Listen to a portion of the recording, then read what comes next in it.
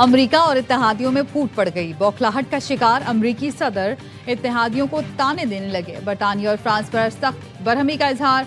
Truth social पर लिखा, America अब आपकी मदद के लिए नहीं आएगा, खुद लड़ना सीखो। अमेरिका से ईंधन खरीदो या हिम्मत करके खुद आबना हुर्मुज़ से जाकर तेल हासिल करो।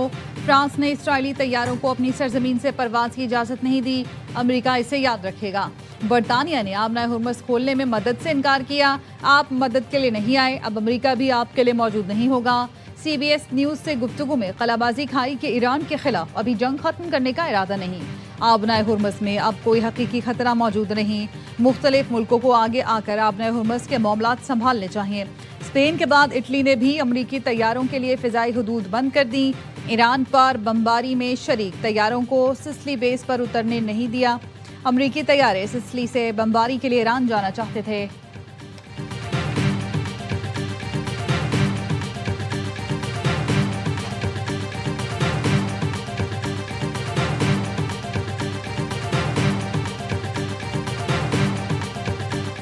Right now thinks there are 15 different ways we could come at them with boots on the ground. And guess what? There are.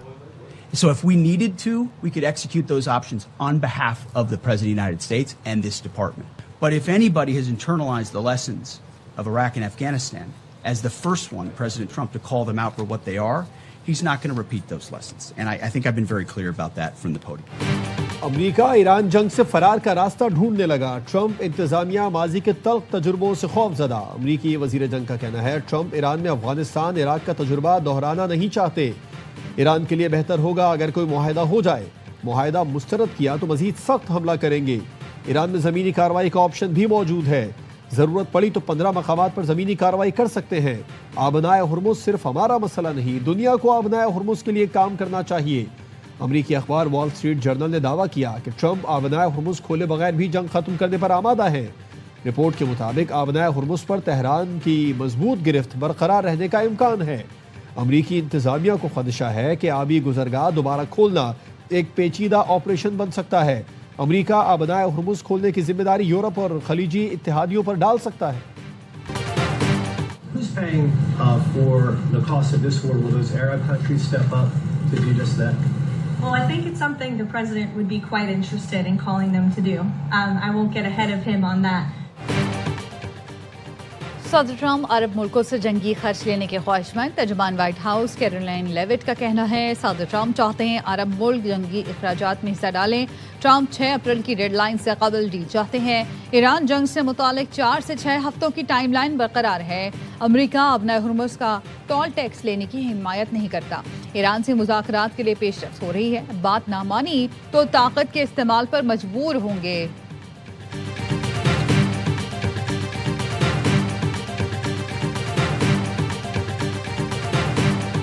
खित्ते से अमरीकी फौज को निकालने का ये बेहतरीन वक्त है। ईरानी वजीर खारजा अब्बास इराक़ची कहते हैं ईरान सऊदी मुमलिकत का एहतराम और उसे बरादर मुल्क तस्वुर करता है।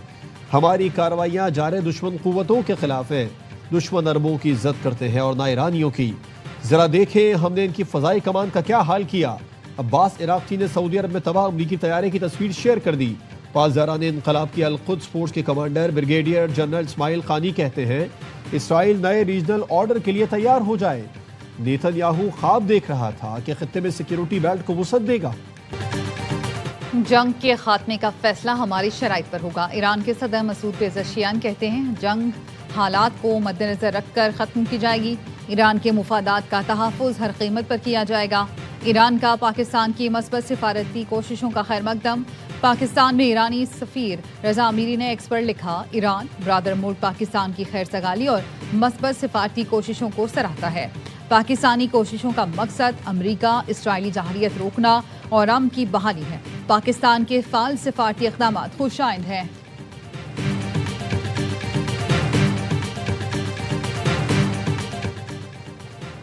चीन और पाकिस्तान ने मशरिक़ वुस्ता में अमन के लिए 5 नुकाती मंसूबा पेश कर दिया। चीन और पाकिस्तान का फौरी जंगबंदी और कशीदगी रोकने का मुतालबा। बीजिंग में चीनी वज़ीर ख़ारजा और इसहाक़ डार की मुलाकात। जल्द अमन मुज़ाकरात शुरू करने पर इत्तेफाक। ईरान और खलीजी मुल्कों की खुद मुख्तारी इलाक़ाई सालमियत के तहफ़्फ़ुज़ पर जोर।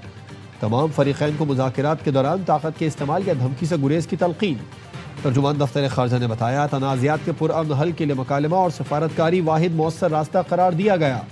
शहरियों और गैर फौजी अहदाफ के तहफ़्फ़ुज़ उसूल की पासदारी पर जोर।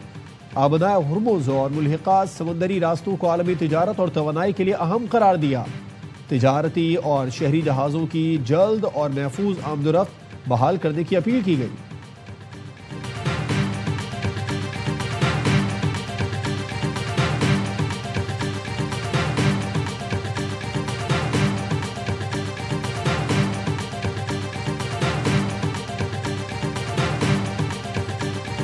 Support and welcome diplomatic initiatives around the world that are working with both parties to find an end to this. The sooner we get to the negotiation table, the better it is for all the peoples of the region. Qatar का पाकिस्तान की अमन कोशिशों की मुकम्मल हिमायत का ऐलान। तर्जुमान कतरी वजारत खारजा ने उम्मीद जाहिर की, पाकिस्तान की कोशिशें खित्ते में मुस्तकिल अमन इस्तेहकाम लाएंगी। कहा, कतर सालिसी कोशिशों में शामिल नहीं, सारी तवज्जो वतन के दिफा पर मरकूज है। ईरान के वाटर प्लांट्स पर हमला इलाकाई सलामती के लिए खतरनाक होगा। आबनाए हुर्मुज़ का मुस्तकबिल पूरे खित्ते की मुशावरत से तय होना चाहिए। रूसी वज़ीर खारजा का कहना है, ईरान ने जंग शुरू नहीं की, अपना दिफा किया। इसराइल और अमरीका नहीं चाहते कि ईरान के पड़ोसी मुल्कों से ताल्लुकात मामूल पर आएँ। रजीम चेंज का मकसद तेल और गैस के वसाइल पर मजीद कंट्रोल हासिल करना है।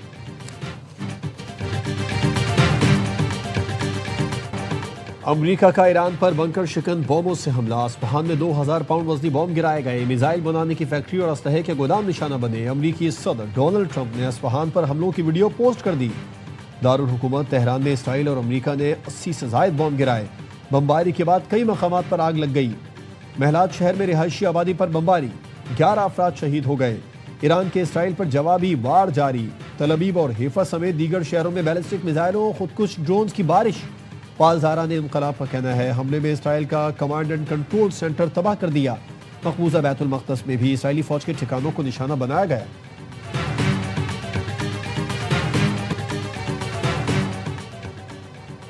खलीजी मुल्कों में अमरीकी अहदाफ ईरान के निशाने पर। दुबई की समुद्री हुदूद में कोयती ऑयल टैंकर पर ड्रोन हमला। अल सालमी टैंकर पर हमले के बाद आग लग गई। दुबई रात भर धमाकों से गूंजता रहा। हुकाम के शहरियों को महफूज मकामात पर मुंतकिल होने की हिदायत। लोगों को मोबाइल फोन पर अलर्ट्स भेजे गए। शारजा में टेलीकॉम कंपनी की इमारत भी निशाना बनी। सऊदी वजारत दिफा ने ईरान से दाखिल गए 10 ड्रोन मार गिराने का दावा किया। अल खरज में ड्रोन का मलबा गिरने से 6 मकानों को नुकसान पहुंचा। बहरीन में अमरीकी 5th फ्लीट के कमांडर्स के ठिकाने पर हमले। खलीजी मुल्कों पर हमले में अमरीकी फौजियों समेत 24 अफराद हलाक हो चुके। इसराइल ने जुनूबी लबनान में लितानी दरिया तक जमीन पर कब्जा कर लिया। अल जजीरा के मुताबिक इसराइली फौज ने लितानी दरिया के पुल तबाह कर दिए। इसराइली बमबारी की वजह से जुनूबी लबनान के 6 लाख अफराद नकल मकानी कर चुके। पाकिस्तान की लबनान पर इसराइली हमलों की मजम्मत। पाकिस्तानी मंदूब आसिम इफ्तिखार ने सलामती कौंसिल इजलास से खिताब में कहा, अक़वाम मुत्तहिदा के अमन मिशन को निशाना बनाना आलमी क़वानीन की खिलाफ वर्जी है। लबनान पर इसराइली हमलों से लोगों की बड़ी तादाद बेघर हो गई। वाक़यात के जिम्मेदारों का एहतसाब किया जाए।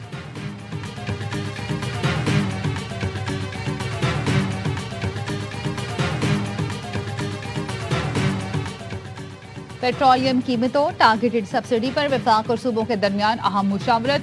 वफाकी वजीर खजाना की ज़ेर सदारत इजलास में पंजाब, सिंध, बलोचिस्तान के वज़राए आला की शिरकत। मुशीर खजाना KP और 4 चीफ सेक्रेटरीज ऑनलाइन शरीक हुए। वफाकी वजीर पेट्रोलियम परवेज मलिक और दीगर की भी शिरकत। इजलास में कमजोर तबकात को रिलीफ देने के लिए नई सब्सिडी मॉडल पर गौर। वफाक और सूबों का टारगेटेड सब्सिडी के लिए वर्किंग फ्रेमवर्क तैयार करने का फैसला। सूबे अपनी तजावीज़ मजीद बेहतर बनाएंगे। मोहम्मद औरंगजेब से वजीर आला KP सुहेल आफरीदी की मुलाकात। वजीर आला ने सूबे को दरपेश मौशी मसाइल से आगाह किया। वजीर खजाना ने मसाइल के हल के लिए मुकम्मल ताउन की यकीन दहानी कराई।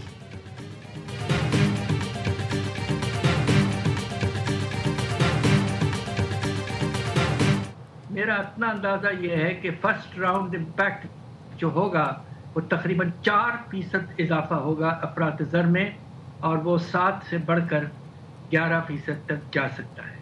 और इसके बाद फिर देखना है कि कब तक जंग चलती है। खतरा ज़रूर मौजूद रहेगा। ईरान जंग की वजह से हुकूमत के लिए इक़्तिसादी मामलात चैलेंज बन चुके हैं। सिर्फ महंगाई नहीं, शरह सूद भी बढ़ेगी। साबिक़ वज़ीर ख़जाना डॉक्टर हफीज़ पाशा ने खबरदार कर दिया, कहा IMF पहले ही कह रहा है डॉलर के मुकाबले में रुपए की कदर हकीकी नहीं। पाकिस्तान में डॉलर महंगा होना चाहिए। जब तक जंग खत्म नहीं होती हुकूमत सोच समझ कर फैसले करे। हम हमसाया मुल्कों के मुकाबले में महंगा पेट्रोल खरीद रहे हैं। डीजल बांग्लादेश से भी महंगा खरीद रहे हैं। हुकूमत पेट्रोलियम लेवी कम करके आवाम को रिलीफ दे।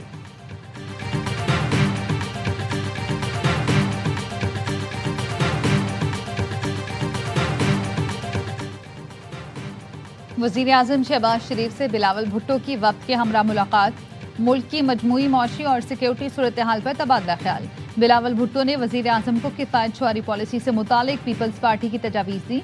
मुलाकात में मशरिक़ वुस्ता में जारी तनाज़े पर भी गुफ्तगू। तनाज़े के हल के लिए पाकिस्तान की सिफारती कोशिशों पर तबादला ख्याल। बिलावल भुट्टो की सदर आसिफ जरदारी से भी मुलाकात। सदर मुमलिकत को वज़ीर आज़म से मुलाकात पर ब्रीफिंग।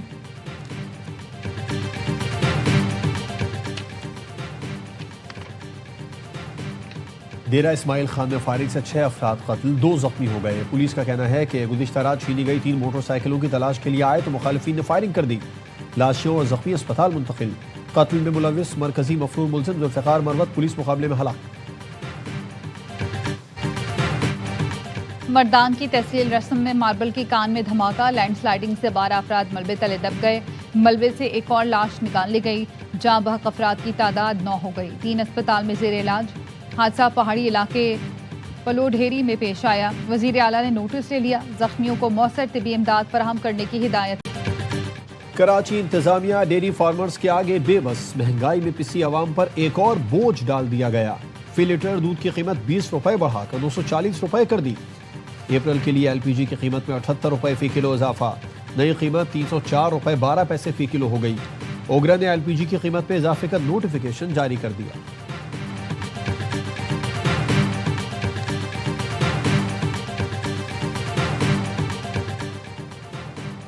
बानी की रिहाई के लिए बोझ नहीं उठा सकते तो ओहदे छोड़ दें। अलीमा खानम का पार्टी रहनुमाओं को मशवरा।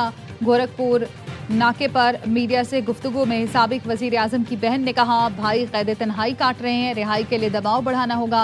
एहतजाज करना बुजुर्गों का काम नहीं, इसलिए भाई ने सुहेल आफरीदी को जिम्मेदारी दी। अलीमा, अजमा और नूरीन खान ने गोरखपुर नाके पर 7 घंटे से जारी धरना खत्म कर दिया। बानी PTI और बुशरा बीबी की अडियाला जेल में मुलाकात करा दी गई। कॉन्फ्रेंस रूम में मुलाकात 35 मिनट जारी रही।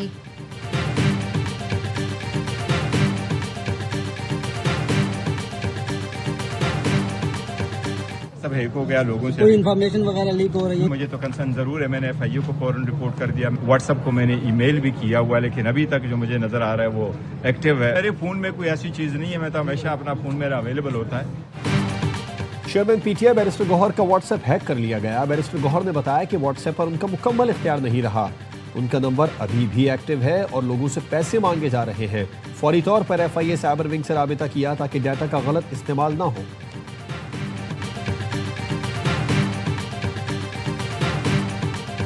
हर मुल्क में प्रेसिडेंट, प्राइम मिनिस्टर या जिस तरह जितने भी हेड ऑफ स्टेट्स होते हैं या चीफ मिनिस्टर्स हैं, गवर्नर्स हैं, ये उसको प्रोटोकॉल नहीं कर सकते। वो उनकी सिक्योरिटी अरेंजमेंट्स हैं, सिक्योरिटी नेसेसिटीज हैं, जिसको हम भी चाहेंगे कि उस पर कोई कॉम्प्रोमाइज ना हो।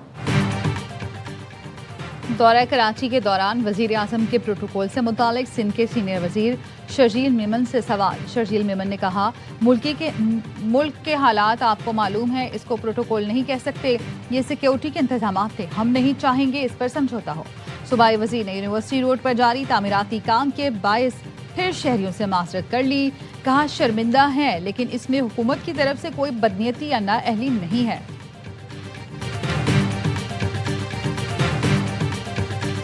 8 साल तक कंप्लेनेंट ने कोई भी किसी और आदमी को मुजरम में शामिल ही नहीं किया है। आप लीगल सिस्टम से जिरगा वाला सिस्टम नहीं कर सकते। इन्वेस्टिगेशन उन 8 लोगों की हद तक की होनी थी। एविडेंस में भी काफी फिलहाल है। फेयर ट्रायल मिला है दोनों पार्टीज को। ये इम्पोज करना थ्रू सोशल मीडिया या वगैरह, तो ये भी बहुत बुरी बात है कि किसी जज को इतना criticise.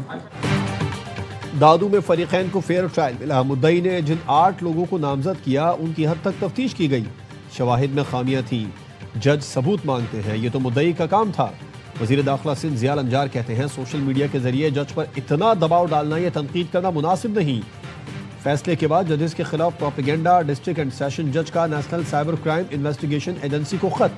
Social media accounts trace करके जिम्मेदारान के खिलाफ कार्रवाई का मुतालबा कर दिया। स्क्रीनशॉट्स बतौर सबूत खत के साथ भेजे गए।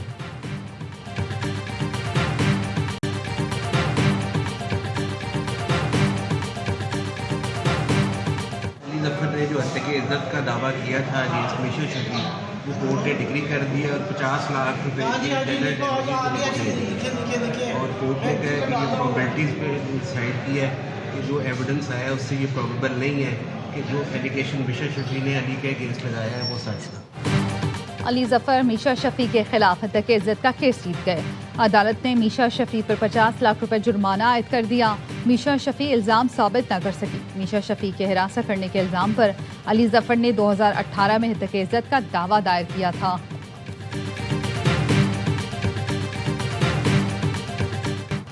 लाहौर समेत पंजाब के मुख्तलिफ इलाकों में मूसलाधार बारिश। लाहौर में जालाबारी भी हुई। आंधी और बारिश के बायस बिजली का निजाम दरहम बरहम हो गया। सिंध, बलोचिस्तान और खैबर पख्तूनख्वा में आज से हफ्ते तक बारिशों का इम्कान। कराची में भी बादल बरसने की पेशगोई।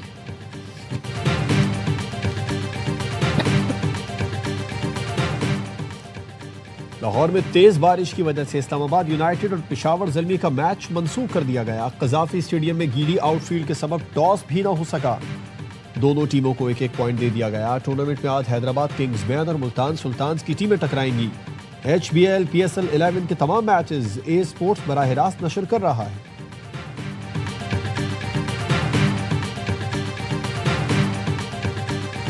फखर जमान पे 2 मैचों की पाबंदी लगी।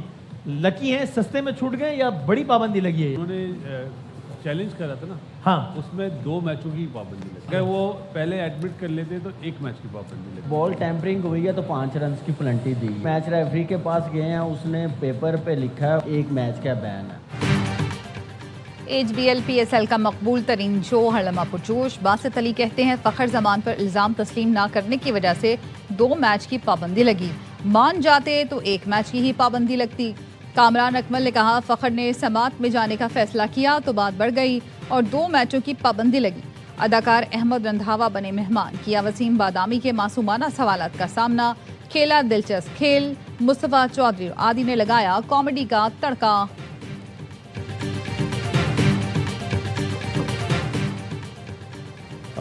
लाहौर कलंदर्स के ओपनिंग बल्लेबाज फखर जमान PSL के 2 मैचेस के लिए मुअत्तल।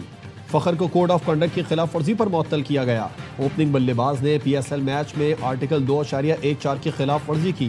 फखर का इल्जाम मानने से इनकार।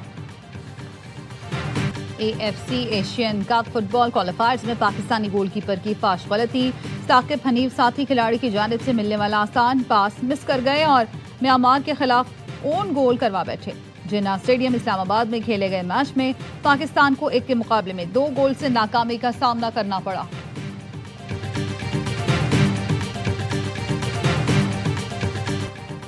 और सिंध के दूसरे बड़े शहर हैदराबाद में नेशनल बॉक्सिंग चैंपियनशिप का मेला सज गया। हैदराबाद स्पोर्ट्स क्लब में होने वाली इफ्तिताही तकरीब में ट्रॉफी से पर्दा उठाया गया। तकरीब में खिलाड़ियों मेयर सिटी काशिफ शोरो और secretary boxing federation Irfan Yunus शरीक हुए। मेयर ने इवेंट को पाक आर्मी की बेहतरीन काविश करार दिया। इवेंट डायरेक्टर शहीर बुखारी ने मुल्क में मौजूद टैलेंट प्रमोट करने का आज़म जाहिर किया। इफ्तिताही मैच में बलूचिस्तान के उबैदुल्ला ने सिंध के मोहम्मद समी को जेर कर दिया। 5 अप्रैल तक जारी रहने वाली चैंपियनशिप में 189 मुकाबले होंगे।